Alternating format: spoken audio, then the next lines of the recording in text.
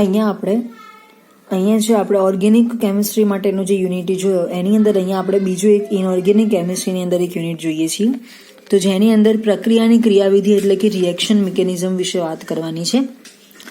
અહીંયા જે ટોપિક છે એ તમે અગાઉ પણ શીખી ગયેલા છો, એ વસ્તુનું અહીંયા આપણે રિવિઝન કરવાનું છે અને થોડી નવીનતા વિશે જોવાનું છે. અહીંયા આપણને કોવેલેન્ટ બોન્ડ છે, ટાઈપ્સ ઓફ રિએજન્ટ છે, ઓર્ગેનિક રિએક્શન વિથ મિકેનિઝમ છે, સબસ્ટિટ્યુશન રિએક્શન છે, એડિશનલ રિએક્શન છે અને એલિમિનેશન રિએક્શન છે. SN1, SN2, E1, E2, ELCB એ પ્રકારની જે રિએક્શન મિકેનિઝમ સ્ટ્રક્ચર છે એના વિશે આપણે અહીંયા વાત કરવાની છે. અહીંયા એકદમ બેઝિકથી વાત કરેલી છે. તો સૌથી પહેલા ઇન્ટ્રોડક્શનની અંદર જોઈએ કાર્બનિક પ્રક્રિયાઓની ક્રિયાવિધિ.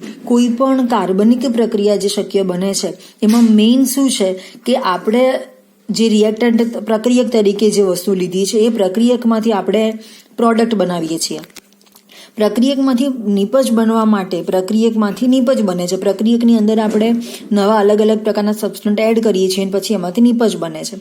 તો એ પ્રકારની દરેક પ્રકારનો આ રિએક્શનની અંદર શક્યતા છે. તો અહીંયા શું કહે છે કે બધી જ કાર્બનિક પ્રક્રિયાઓ એક કે વધુ સાધારણ પદોમાં પૂરી થાય છે. ઘણી વખતે એક પ્રકારનું રિએક્શન મિકેનિઝમ હોય કે જેની અંદર પ્રક્રિયક ભાગ લે અને પછી એમાંથી કોઈ નવો પ્રક્રિયક અથવા તો કોઈ નવી નિપજ આપણને મળતી હોય, એ નિપજમાં પાછું ફરીથી નવો પ્રક્રિયક એડ કરી બીજી કોઈ નિપજ મેળવવાની હોય. એટલે જે ગુણ નિપજો મળી અને પછી છેલ્લે 2 કે 3 રિએક્શનની અંદર તમને તમારી મુખ્ય નિપજ મળતી હોય. ઘણા એવા રિએક્શનો પણ છે. તો અહીંયા તમે જોઈ શકો છો કે કાર્બનિક પ્રક્રિયાની જે ક્રિયાવિધિ છે કે જેમાં બધી જ કાર્બનિક પ્રક્રિયાઓ એક કે વધુ સાધારણ પદોમાં પૂરી થાય છે. કોઈ પણ પ્રક્રિયાના આ પદો જે છે એને આપણે 5 વિભાગમાં કોઈ પણ પ્રક્રિયાને વહેંચવી શકીએ છીએ. બંધનું તૂટવું. પ્રક્રિયકોમાં રહેલા બંધ તૂટે નહીં ત્યાં સુધી નવી નિપજ તમે મેળવી શકો નહીં. બંધનું બનવું. બંધ તૂટ્યા પછી નવી જે તમે પ્રક્રિયકની અંદર અથવા તો ઉદ્દીપક તરીકે અથવા તો રિએક્ટન્ટ તરીકે નવું જે કેમિકલ અંદર એડ કરવા માંગો છો એ એડ થઈ અને નવું જે આપણને નિપજ મળે છે એ બંધનું બનવું. એક સાથે બંધનું તૂટવું તથા બનવું. ઘણી વખતે આવી પણ પ્રક્રિયા થાય છે કે એક સાથે બંધ તૂટે પણ છે અને તરત નવો બંધ બને પણ છે. અણુને અંતર્ગત પરમાણુઓ અથવા સમૂહનું સ્થળાંતર. ધારો કે વિસ્થાપન પ્રક્રિયા છે કે જેની અંદર ક્લોરીન સમૂહ જોડાયેલો કોઈ પ્રક્રિયક છે. ક્લોરીન સમૂહ ત્યાંથી દૂર થઈ અને આલ્કોહોલ સમૂહ ત્યાં જોડાય તો નવી જે નિપજ તમને મળે છે આલ્કોહોલ વાળી કહેવાય. એટલે કહેવાનો મતલબ કે આલ્કોહોલ પણ એક ક્રિયાશીલ સમૂહ છે અને ક્લોરીન પણ એક ક્રિયાશીલ સમૂહ છે. એટલે કે એમાં રહેલા અણુ, પરમાણુ, ધનાયન, ઋણાયન, ક્રિયાશીલ સમૂહ આ બધાની જે ફેરબદલી થાય છે એક પ્રકારનું સ્થળાંતર છે. એ સિવાય ઇલેક્ટ્રોનનું સ્થળાંતર એટલે કે એમાં રહેલા જે ઇલેક્ટ્રોનનો વીજભાર છે એમાં ફેરફાર થાય છે. આધુનિક ખ્યાલ મુજબ કાર્બનિક પ્રક્રિયા કાર્બનયુક્ત સંયોજન પર આક્રમણકારક પ્રક્રિયક દ્વારા થાય છે અને આ જે કાર્બનિક સંયોજનો છે જેને આશ્રય અણુ કહીએ છીએ, જેની ઉપર આક્રમણકારક પ્રક્રિયક થઈ અને પ્રક્રિયા શક્ય બને છે જેને આપણે આશ્રય અણુ કહીએ છીએ કે જેના પર આપણે બધા ફેરફાર કરીએ છીએ. અને આ જે આશ્રય પદાર્થ છે એ અન્ય પ્રક્રિયક સાથે જોડાઈ અને આપણને મુખ્ય નિપજ આપે છે. તો પ્રક્રિયામાં આશ્રય અણુ પર પ્રક્રિયકની ક્રિયાથી કેટલાક બંધ તૂટે છે તો કેટલાક નવા બંધ બને છે. નોર્મલ પ્રક્રિયાની ક્રિયાવિધિ કેવી હોઈ શકે? કોઈ પ્રક્રિયામાં તે બધા જ પદો અથવા તો જેના દ્વારા આશ્રય અણુ એટલે કે ધારો કે કાર્બન વાળી કોઈ નિપજ તમે લીધી હોય તો એની અંદર જે કાર્બન છે એ મેઇન અણુ કહેવાય. કાર્બન સાથે 4 સંયોજકતાના સંદર્ભમાં બીજા કોઈ સંયોજનો જોડાયેલા હોય તો એને આપણે આશ્રય અણુ તરીકે ઓળખીએ છીએ કે જેની અંદર આપણે બંધ તોડવાના બધા ફેરફારો કરી શકીએ. તો આશ્રય અણુમાં બંધોના નિર્માણ તથા વિખંડનની સાથે સંક્રાંતિ અવસ્થા દ્વારા નિપજ બનતી હોય એને દર્શાવવા કે સમજાવવામાં આવતી હોય છે. આ પ્રક્રિયાની ક્રિયાવિધિ તરીકે ઓળખવામાં આવે છે. ધારો કે આશ્રય અણુ પ્લસ પ્રક્રિયક એમાંથી સંક્રાંતિ સ્થિતિ પ્રાપ્ત થાય છે અને એમાંથી આપણને મુખ્ય નિપજ મળતી હોય છે. તો કંઈક આ પ્રકારની પ્રક્રિયાઓ અહીંયા આપણને અલગ અલગ સંયોજનો સાથે આપેલી છે. અગાઉ પણ 11-12 સાયન્સની અંદર આપણે આ બધા રિએક્શનો વિશે ભણી ચૂક્યા છીએ. બંધના નિર્માણ તથા વિખંડન. વિખંડન એટલે બંધનું તૂટવું, 2 ભાગ થવા, ખંડન થવું. બંધના નિર્માણ તથા વિખંડનની પ્રક્રિયામાં બંધના ઇલેક્ટ્રોનનું પુનઃ વિતરણ થાય છે. ઇલેક્ટ્રોનના વીજભારમાં ફેરફાર થાય છે. સહસંયોજક બંધનું વિખંડન. તો કોવેલેન્ટ બોન્ડ જે છે એનું વિભાજન કેવી રીતે જોવા મળે છે? એમાં 2 પ્રકારનું વિભાજન થાય છે, સમાંગ વિખંડન અને વિષમાંગ વિખંડન. તો સહસંયોજક બંધનું જે 2 પ્રકારે વિભાજન થાય છે એમાં સમાંગ વિખંડન કોને કહી શકાય કે જેની અંદર સહસંયોજક બંધની હાજરી હોય અને આ પ્રકારનું વિખંડન જોવા મળતું હોય. તો જ્યારે 2 સમાન વિદ્યુત ઋણતા જે છે એક પ્રકારનો ગુણધર્મ દર્શાવે છે સંયોજનો પરમાણુઓ. જ્યારે બે સમાન વિદ્યુત ઋણતા ધરાવતા પરમાણુઓની વચ્ચે હાજર જે સહસંયોજક બંધ છે એ પ્રકારે વિખંડિત થાય કે જેથી છૂટા પડતા બંને પરમાણુઓ અથવા તો સમૂહો બંને એક સરખા ઇલેક્ટ્રોન લઈને નીકળે અને મુક્ત મૂલક તરીકે હાજરી બતાવે, જેને આપણે સમાંગ વિખંડન તરીકે ઓળખીએ છીએ. અહીંયા આપણને એક્ઝામ્પલ આપેલું છે. આ પ્રમાણે એ અને બી બંને અલગ અલગ આપેલા છે. એક આખો પ્રક્રિયક આપેલો છે. અહીંયા આ જે છે સહસંયોજક બંધ બતાવે છે. અહીંથી જ્યારે બંધ તૂટે છે ત્યારે એ પરમાણુ જે છે એક મુક્ત મૂલક લે છે અને બી પરમાણુ જે છે એક મુક્ત મૂલક લે છે. એટલે બંનેની અંદર સરખું વિભાજન થાય છે. તો આ પ્રકારે બંને મુક્ત મૂલકો બને છે. મુક્ત મૂલકો પોતાની રીતે ફરી નવી પ્રક્રિયા માટે તત્પર છે. એવા મુક્ત મૂલકો બંને સરખા જ વિભાજનથી બનેલા છે. પરમાણુ એ તથા બીની સાથે ઇલેક્ટ્રોન યુગ્મના એક એક ઇલેક્ટ્રોનનું નીકળવું જે છે વળેલા અર્ધશીરથી દર્શાવવામાં આવે છે. અને મુક્ત મૂલકોનું નિર્માણ અને મુક્ત કુંડીની બધી જ પ્રક્રિયા જે છે આ પ્રકારના ઇલેક્ટ્રોનના સ્થળાંતરને આ પ્રકારના તીરથી દર્શાવવામાં આવે છે. એ જ રીતે વિષમાંગ વિખંડન વિશે વાત કરીએ તો આ પ્રકારના વિખંડનમાં વિખંડિત થતા એક પરમાણુ કે સમૂહના બંધ યુગ્મ, આ જે બંધ યુગ્મ છે એ એક જ બંધ યુગમાં કોઈ એક જ પરમાણુ લઈ અને દૂર થાય છે. હવે આ જે છે એ અને બી બંને પરમાણુ વચ્ચે અહીંયા સહસંયોજક બંધ બન્યો છે. સહસંયોજક બંધનો મતલબ શું થાય? સહિયારી ભાગીદારી. હવે સહિયારી ભાગીદારીથી જ્યારે બંધનું નિર્માણ થયું હોય ત્યારે જો એમાંથી બંધ તૂટે એટલે સરખું વિભાજન થાય તો એને સમવિખંડન કહેવાય અથવા સમાંગ વિખંડન કહેવાય. પરંતુ જ્યારે બંને ઇલેક્ટ્રોન કોઈ એક જ પરમાણુ લઈ જાય છે ત્યારે બીજા પરમાણુ પર પોઝિટિવ ચાર્જ આવે છે અને જેની ઉપર વધારાના ઇલેક્ટ્રોન છે એની ઉપર નેગેટિવ ચાર્જ આવે છે. તો અહીંયા આ પ્રકારની શક્યતા બને છે. વિષમાંગ વિખંડન દરમિયાન એ અને બી વચ્ચે જે અબંધકારક ઇલેક્ટ્રોન યુગ્મ છે આ બંધકારક ઇલેક્ટ્રોન યુગ્મ છે, પરંતુ બી ઉપર જ્યારે બંને ઇલેક્ટ્રોન અહીંયા નિર્માણ પામે છે ત્યારે એ ઉપર વીજભાર રહેતો નથી. એટલા માટે એ ધન આયન બને છે અને બી જે છે ઋણ આયન બને છે. અને ઋણ આયન હંમેશા દાતા છે અને ધન આયન જે છે હંમેશા ઇલેક્ટ્રોન એક્સેપ્ટર બને છે, ઇલેક્ટ્રોન લેનાર બને છે. એટલે એ જે છે પોઝિટિવ, હંમેશા એટલું યાદ રાખવાનું કે પોઝિટિવ વીજભાર જે છે એ હંમેશા લેવાનો ગુણધર્મ ધરાવે છે અને નેગેટિવ વીજભાર જે છે હંમેશા આપવાનો ગુણધર્મ ધરાવે છે. જ્યારે CH3X ની અંદર આ એક સંયોજનનું નામ છે કે જેમાં X જે છે હેલોજન બતાવે છે, તો CH3X, X ની જગ્યાએ તમે FCl2Bri કોઈ પણ અણુ મૂકી શકો છો હેલોજનમાંના.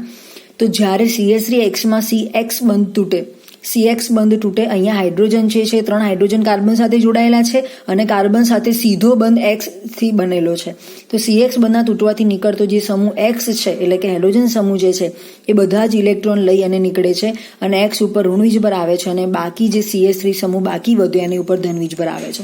તો આપણે એને વિગતવાર જોઈએ તો કંઈક આ પ્રકારનું સ્ટ્રક્ચર બને છે. એમાં તમે જોઈ શકો છો કે જે આ CH3 અને X છે, તો આ જે સંયોજન છે આ પ્રમાણે CH3X પ્રકારનું છે અને આ જે CH3X છે એમાં કાર્બનની 4 સંયોજકતા છે, 1, 2, 3 અને 4. પરંતુ આ જે CX બંધ છે એ CX બંધ જે છે અહીંથી તૂટે છે.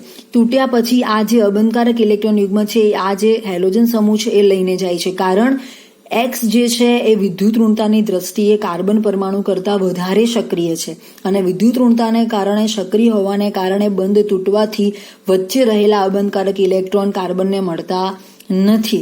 એટલા માટે એક કાર્બોનિયમ આયન બને છે અને X જે છે એ ઋણ આયન બને છે. આ પ્રકારના બંધ વિખંડનમાં એક ધન વીજભારિત ઘટક પ્રાપ્ત થાય છે અને બીજો એક ઋણ વીજભારિત ઘટક પ્રાપ્ત થાય છે. જે ધન વીજભારિત ઘટક પ્રાપ્ત થયો આપણને એને કાર્બોનિયમ આયન કહેવાય અથવા તો કાર્બોકેટાયન કહેવાય અને જે ઋણ વીજભારિત મળ્યો અહીંયા આપણને એને કાર્બ એનાયન કહીએ છીએ. હવે જ્યારે CH3X માં બંધ વિખંડનને કારણે બંધ યુગ્મનો સમૂહ જે X પોતાનું ઇલેક્ટ્રોન છોડીને બહાર નીકળી જાય છે ત્યારે ઋણ વીજભારિત કાર્બનિક ઘટક મળે છે જેના કાર્બન પરમાણુ પર 8 ઇલેક્ટ્રોન હોય છે, જેને આપણે કાર્બ એનાયન તરીકે ઓળખીએ છીએ.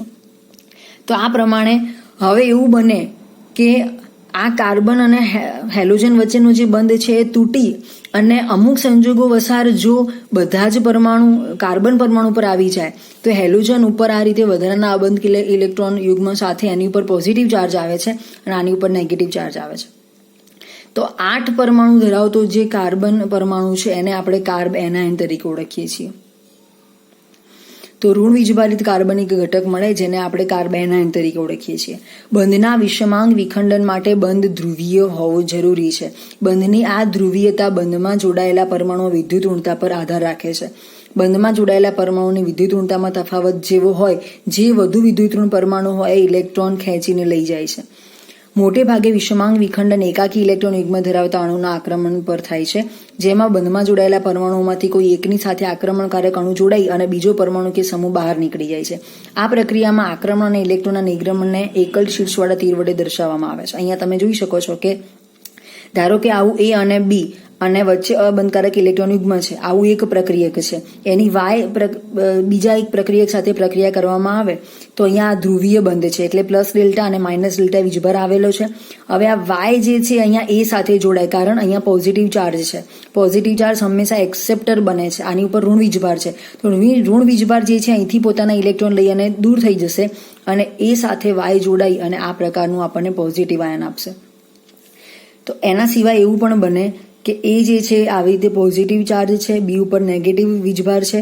આ પ્રમાણે અહીંયા સહસંયોજક બંધ બનાવેલો છે, તો એ સહસંયોજક બંધ આ રીતે એઝ ઇટ ઇઝ રહેશે. બી જે છે વધારાના ઇલેક્ટ્રોન લઈને નીકળી જાય છે અને વાય ઉપર આવી રીતે પોઝિટિવ ચાર્જ આવે છે. એ સિવાય ટાઈપ્સ ઓફ રિએજન્ટ કોને કહેવાય? તો અહીંયા 3 પ્રકારના પ્રક્રિયકો આપણા સિલેબસમાં છે. કાર્બનિક પ્રક્રિયકોમાં કાર્બનિક સંયોજનોના રાસાયણિક આઈએમપી પ્રશ્ન છે, ઘણી વખતે 3 અલગ અલગ રીતે પૂછાતા હોય છે. તો કાર્બનિક પ્રક્રિયાઓમાં કાર્બનિક સંયોજનોની રાસાયણિક પ્રક્રિયા દરમિયાન પ્રક્રિયાકારક ઉપર ચોક્કસ ક્રિયાશીલ ઘટક આક્રમણ કરે છે. આ આક્રમણ કરનાર ઘટક પ્રક્રિયક તરીકે ઓળખાય છે, જેમાં કેન્દ્રાનુરાગી પ્રક્રિયકો, ઇલેક્ટ્રોન અનુરાગી પ્રક્રિયકો અને મુક્તમૂલક પ્રક્રિયકો આવે છે. એમાં સૌથી પહેલા કેન્દ્રાનુરાગી પ્રક્રિયકો, જેને ન્યુક્લિયોફાઇલ્સ તરીકે ઓળખવામાં આવે છે, જેને આપણે NU અને ઉપર આવી રીતે ડબલ ડોટ અને ઋણ નિશાનીથી દર્શાવીએ છીએ. આ એવા તટસ્થ અને ઋણ વીજભારિત ઘટકો છે.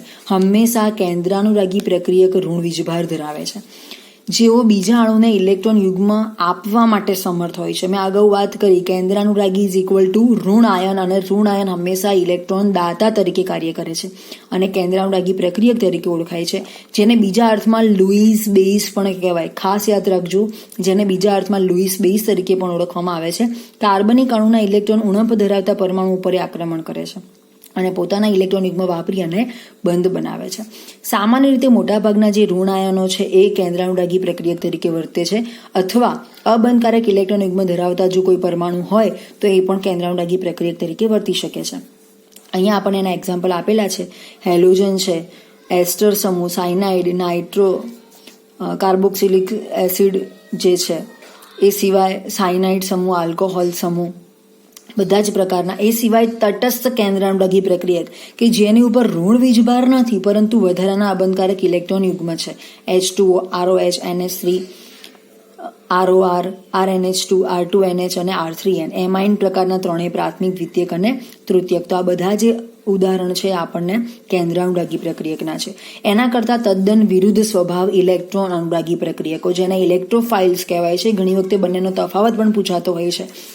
આ એવા તટસ્થ ધન વીજભારિત ઘટકો છે, જ્યારે આ ઋણ વીજભારિત ઘટકો છે. આ સબસ્ટ્રેટ પાસેથી ઇલેક્ટ્રોન યુગ્મ સ્વીકારવાની ક્ષમતા ધરાવે છે, જ્યારે આ આપવાની ક્ષમતા ધરાવે છે.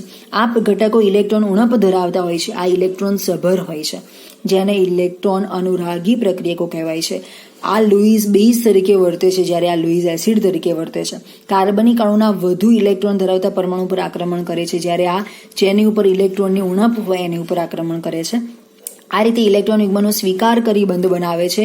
આ ઇલેક્ટ્રોન યુગ્મ પોતાનું વાપરી અને બંધ બનાવે છે. સામાન્ય રીતે ધન આયનો છે, આ સામાન્ય રીતે ઋણ આયનો છે. અહીંયા અબંધકારક ઇલેક્ટ્રોન યુગ્મની ગેરહાજરી હોય છે. આ રીતે પોઝિટિવ ચાર્જ એની ઉપર હાજર હોય છે. એ સિવાય તટસ્થ ઇલેક્ટ્રોન અનુરાગી છે કે જેમાં ઇલેક્ટ્રોનની ઉણપ છે, પરંતુ એ તટસ્થ સંયોજનો છે. લગભગ આપણે અત્યાર સુધી એવું ભણ્યા છીએ કે ધન આયન હોય અથવા ઋણ આયન હોય તો એનું આયુષ્ય કેવું હોય? બિલકુલ ક્ષણિક. પરંતુ આવા જે તટસ્થ સંયોજનો છે કે જેમનું આયુષ્ય થોડું સ્ટેબલ છે, તો જે H+Cl+, Br+, NO2+, NO+, ArN triple bond N+, H2O+, SO3H+, R+CS3CO+, અને જે તટસ્થ ઘણી વખતે એમસીક્યુમાં એવું પણ પૂછાય કે નીચેનામાંથી કયો ઇલેક્ટ્રોન અનુરાગી પ્રક્રિયક છે, નીચેનામાંથી કયો કેન્દ્રાનુરાગી પ્રક્રિયક છે, નીચેનામાંથી કયો તટસ્થ કેન્દ્રાનુરાગી પ્રક્રિયક છે, નીચેનામાંથી કયો તટસ્થ ઇલેક્ટ્રોન અનુરાગી પ્રક્રિયક છે, અથવા મોટા પ્રશ્નોમાં કેન્દ્રાનુરાગી પ્રક્રિયક અને ઇલેક્ટ્રોન અનુરાગીનો તફાવત આપો. તો આ પ્રકારના પ્રશ્નો ઘણી વખતે આપણને પૂછાતા હોય છે, જેનું આપણે ખાસ ધ્યાન રાખવું.